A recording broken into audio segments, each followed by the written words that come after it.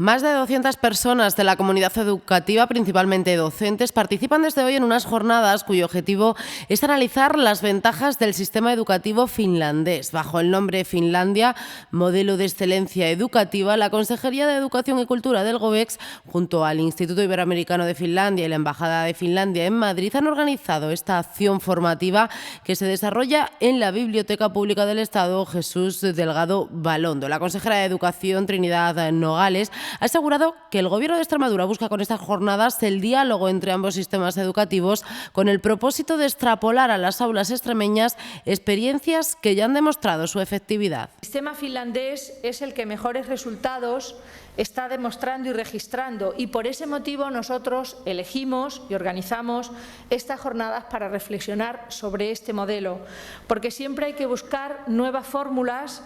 que impulsen ese crecimiento que necesita Extremadura y sumarnos, sin complejos, a esas iniciativas que mejoren los resultados. Una jornada que se ha desarrollado a lo largo del día en torno a 3 bloques temáticos para analizar la autonomía de los centros, la función directiva y el acceso a la función docente, las TIC en los sistemas educativos y la innovación educativa e investigación.